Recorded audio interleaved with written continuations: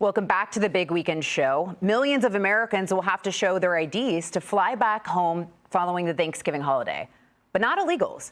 They can pass airport security checkpoints using either the CBP-1 app or immigration forms. This comes as new ICE data obtained by the New York Post reveals that nearly 670,000 migrants in the United States are either convicted felons or facing criminal charges. Over 58,000 of those are reportedly roaming the streets of New York City, and more than 1,000 of them are either suspected or known gang members. I mean, Charlie, we also saw this Homeland Security Inspector General report talking about how high-risk migrants have been able to enter the United States without proper ID and to, roam the country via domestic airlines. I mean, good luck doing that as an American, trying to get through some of these checkpoints. So why are Americans on the receiving end of more scrutiny than illegal aliens in this instance? Well, the good news for the illegals is they could also vote in most Democrat states without an ID either. I just chalk these up to these the list of things that we're going to look back at in 10 years and marvel at that you actually had a major party in the United States defending, whether it's not having to show ID to vote or allowing an invasion at the border, again, without IDs, and then having taxpayers flying people all over the country without ID. It's kind of amazing. The good news is I think that this was probably one of the three biggest issues in the election. Americans voted against this nonsense, and I think that we are emerging from the insanity. Yep. Well, and Tom, we look at, you saw some of those numbers with the criminals that have been able to enter the border. It takes me back to after the Laken Riley trial of the MSNBC headline that said Laken Riley's killer never stood a chance. Not that Laken Riley never stood a chance, but her killer, her illegal immigrant killer, never stood a chance. And it just shows you the worldview and the mind of both the media and the left as well, of that somehow he's the victim and not her. Yeah, and we mentioned this is such a busy holiday travel weekend. I'm assuming that Americans all over are seeing this happening in real time, because I can remember a couple of years ago being in the airport, and it was the first time I saw people holding up a piece of paper to go through the security. And we were all waiting there with our IDs, or we had they were scanning our eyeballs. And I saw a whole line of people being waved through by immigration officials. Wow. And now I see it almost every time I go to the airport. I see people holding up these letters and going through. And I bet Americans are seeing that happening now. And of course, we see that we're flying them all over the country. At first, people thought, oh, these criminals are coming over our border, and then they're just, disappearing. They're not disappearing. They're registering with the authorities, and we're flying them from one city to another. It's unbelievable. And Julie, more than 58,000 here in New York City. There is a mayoral race, next year. We saw how this shaped the presidential election. Do you think this issue will shape that race? I think that yes, in the mayoral race, the illegal immigration problem here in the city is going to be addressed. And I believe that a Democrat is actually going to get on board. I don't think a Republican will get elected here, but I do believe that the next Democrat that runs for mayor and gets elected for mayor will indeed make a change, because the Roosevelt Hotel, which we're going to be talking about later, is another example of a hotel completely being taken over by illegal immigrants. As far as the humanitarian crisis on the border, though, I just have to address these videos that have recently surfaced of that one 10-year-old boy who was crying, standing at the border, abandoned, left with no adults. He was holding a cell phone, and he was just left there. No clothes, no backpack, nothing. And this is in the midst of a sex trafficking crisis that we're currently undergoing, with minors being involved, and all these minors that are just being abandoned at the border, and now they're allowed to fly around the country freely with no identification. What in the heck? I mean, how do you do that? Well, how does this country actually take responsibility or not take responsibility for minors? Forget the criminals. The criminals, that's a whole other thing. But the minors, how do we do that? Well, and I'm glad you mentioned that, Julie, because over the past week, we've seen video of at least 3 migrant children abandoned at the border. Texas DPS is documenting those heart-wrenching moments. Watch this.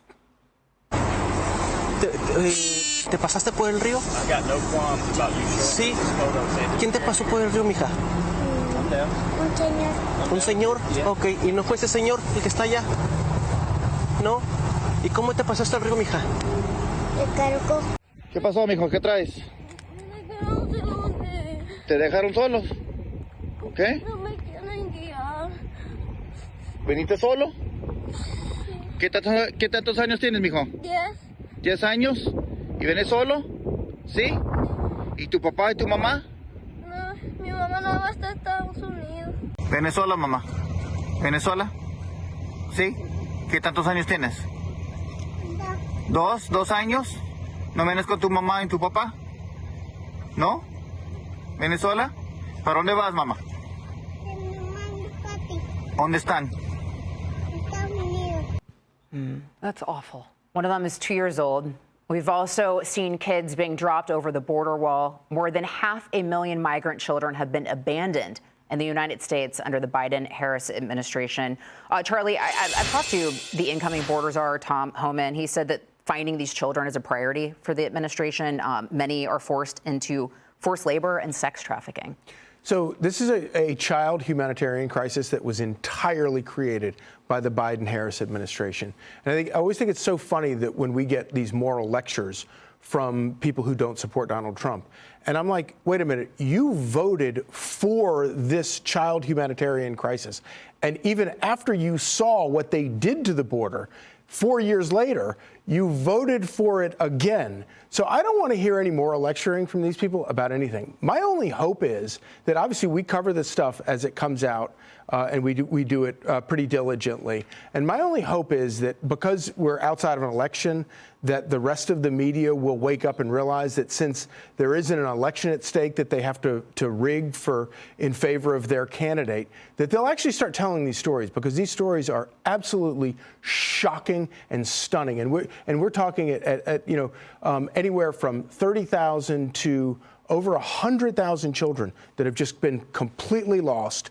And you have to assume that a huge number of them have been lost to the sex trafficking. Tom, what do you make of what Charlie said? I mean, do you think the media will start telling the truth about this? No, and they're going to, the media is going to be lined up against it. They're going to take every opportunity, just like they did in the first Trump administration when they talk about kids in cages. Yeah. And we have this massive bureaucracy of non-governmental organizations that are going to fight tooth and nail to take advantage of our asylum law. That's why we can't just do little fixes. We can't just put up a wall. We can't just have this, remain in Mexico policy. We have to tackle the asylum situation, because people generally, they have this idea that there's such a thing as illegal immigrants, and then there's this other thing that's migrants, that's refugees, and they're two entirely different things with different definitions. And it's really all nonsense, because in this country, we have people who will allow you to claim to be a migrant, to be a refugee, and they will give you, and all these organizations, and they're loaded with money,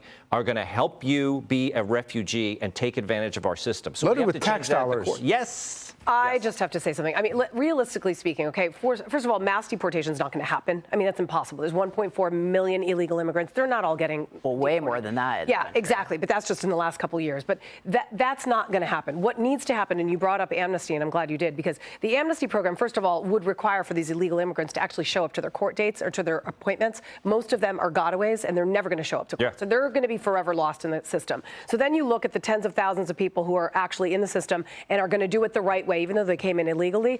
You put those on the side, and then you just address the criminals that are in this country, which are in the tens and tens of thousands.